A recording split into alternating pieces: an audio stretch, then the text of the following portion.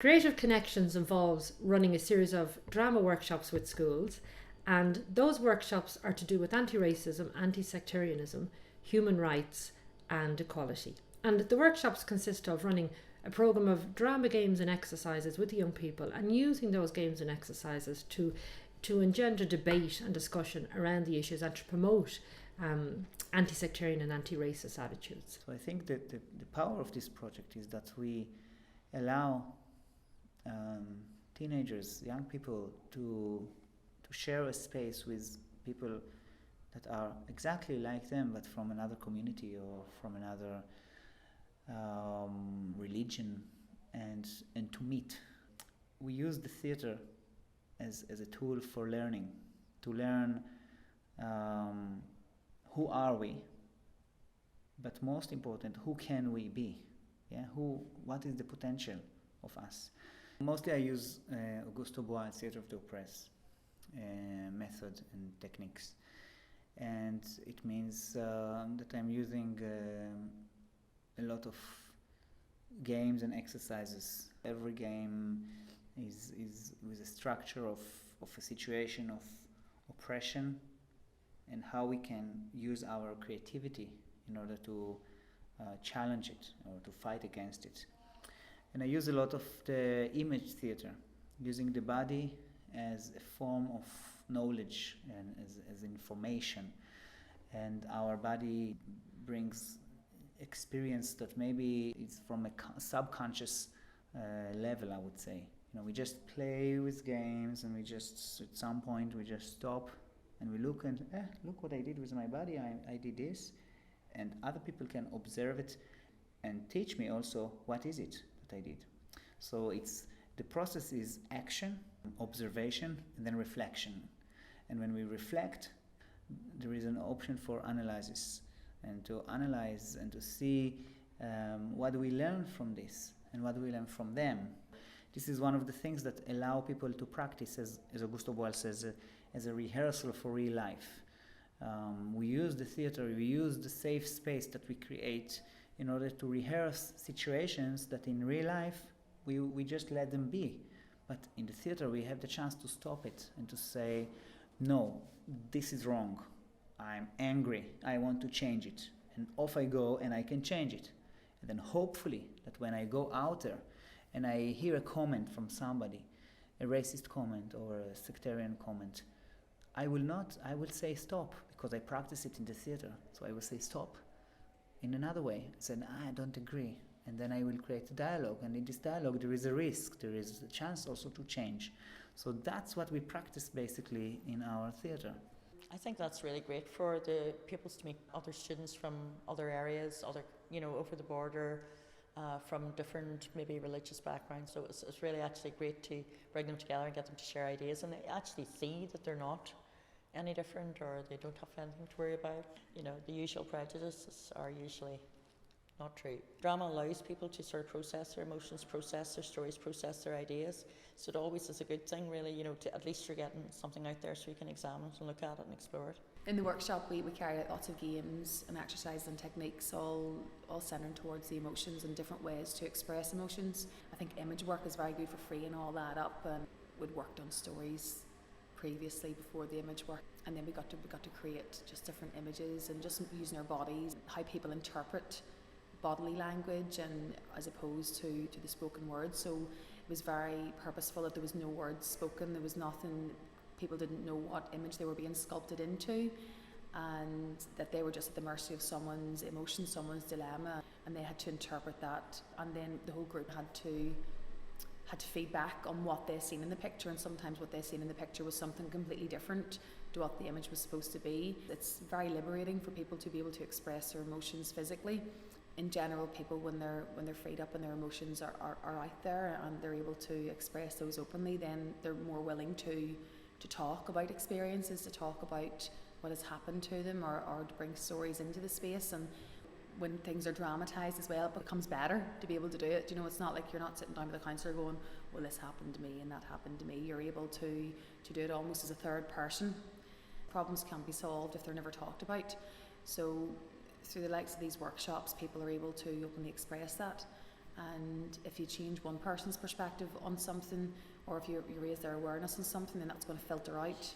My name is Raymond Keane and I'm Artistic Director of Barabbas Theatre Company. It's nice to be here with Smashing Times again, a company that I have enjoyed working with over the years, and bringing what are my skills, if you like, or my theatrical base into this realm. One of my favourite ways of working actually is with theatre professionals and others, so the workshop becomes a more meaty place to be, and a more profound place to be actually, because it challenges what is just theatre and pushes it into a different form of human investigation. For me, the clown is about all of humanity in all its beauty, joy, love, truth, vulnerability, gullibility, stupidity, failure, divine failure. For me, the clown can kind of uncover or mirror back to us ourselves at our most divine and our most animal, in fact. So it's for me, it's the truest exposition of an actor on stage, and to have that direct dialogue with your audience is a really special place to be. Today we'll be working with the Mask of Four Temperaments, which are essentially the four humours of the self, and we can take they are physical masks, which the participants will get to experience and wear some of them, but it's more of an investigation into what it is and how we operate within our humours. It's good fun. It's kind of a bit like, pop psychology at times. People get a real buzz from it, but also we begin to really see ourselves, about how we might operate, even in a group, a family group, or the wider society. Smashing Times in these seminars and these workshops, you get quite a wide range of people from very different disciplines, whether it's, say, mental health or social studies or theatre practitioners or whatever, and to have access, I guess, to very simple tools that they don't necessarily have to use in a theatrical context, but I think what a lot of people find, and what is enriching for me, is that people coming from other disciplines have insights into my work, and ideally then they can take my work and attach it to theirs. As part of the project Creative Connections, what we have done is developed a new theatre piece which is called Thou Shalt Not Kill. And Thou Shalt Not Kill is a series of installations of living theatre performances. Living theatre in that the stories told in the performances are true. They're true stories or experiences. They are fictional pieces, but what we have done through a process of interviewing people, through a process of research, we have gathered stories together and then used those stories of people's experiences of conflict and trauma and ways to move forward, taken those experiences and created performances that are fictional but are telling living theatre stories, historical stories to do with people's experiences of living through trauma and conflict. And a key part of the project is to explore how people can move forward and to look at ways forward for peace in Ireland and Northern Ireland. The reason you're telling the story in a way is to remember the past, and also for people to talk about and explain the experiences of how they became involved in conflict or how conflict affected their lives, and to look at a way of using those stories to promote peace for the future. And to give an example of the stories, Thou Shalt Not Kill has 3 pieces. One piece is called Crossings, and it's the story of a man who's an ex-combatant, and he talks about his violent past and how he became involved in that past and the path that he's now on towards peace, which is a very difficult path, but it's a path he's determined to follow. And we follow his journey as he moves away from violence towards peace. And we also engage with him on an emotional level as well, which is important, that all stories are important, and to hear all those stories and the difficult stories as well, and the journeys that people go on. We also have stories of people who have experienced conflict in terms of losing people in their life. And one of the stories then too is a story of a young woman called Alice, and the loss she's experienced, and her resilience and her spirit, and how she's found a way to not ever get rid of, but to work through what has happened to her. Tying up all the pieces, we have a physical movement piece which we devised, and it's an interesting character called Faith. I suppose she's Faith in that she is someone who's always present, and she lives in that space where the ghosts of the past live. and she moves in and around the characters, and she goes to a piece of rubble and takes a stone from the rubble, and that stone is handed on to someone who wants to come into the space and tell their story. And it's like it's where storytelling came from, the idea of the stone being passed on to someone who wants to tell a story. And our set, if you like, is a space of the edge. It's the edge where the ghosts live, that won't go away. And what's happening in the piece is the characters are trying to find a way to banish ghosts, or to find a way to reconcile what's happened in the past and find a way to move forward. The two performances that you've used, the way in which they're written and the way in which they encapsulate a lot of the problems that a lot of people, especially in the border areas, would be facing. People who are victims, people who are carrying grief over a number of years, carrying that hurt, that comes out in the performance.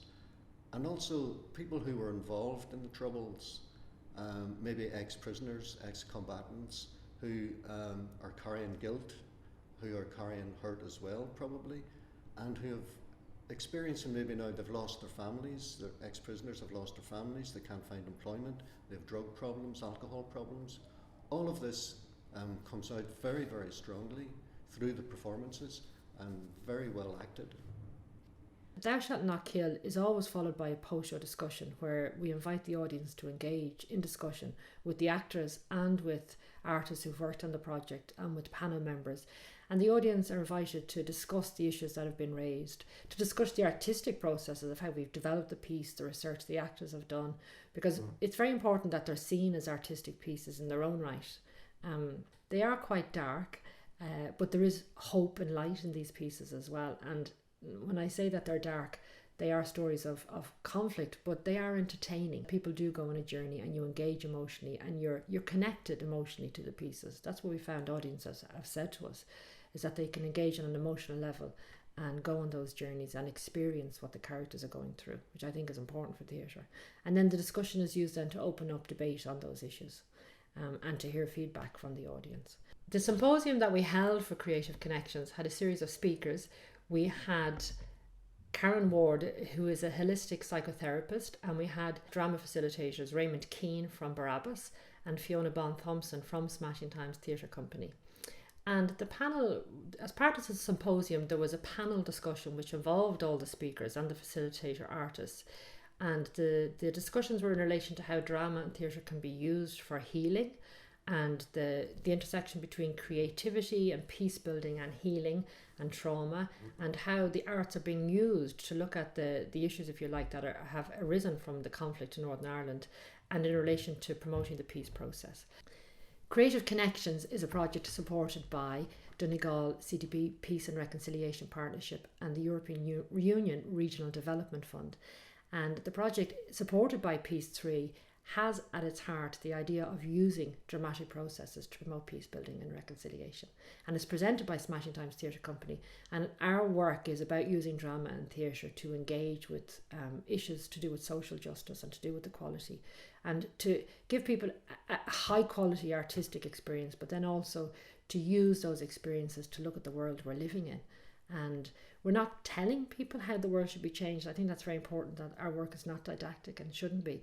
It's simply telling stories, and it's creating an environment where people can engage on an emotional level with other people's stories, and then opening up the area for debate. So what we're saying is, look at these areas, let's talk about them. And it's like Auguste Boal said, we're not telling people the answers, but what we're saying is we are on the side of the oppressed, and we are on the side of wanting a better future and wanting social justice and wanting equality. And I think we're very lucky to be able to use our art form to engage in that type of work. And there's a great response to it as well.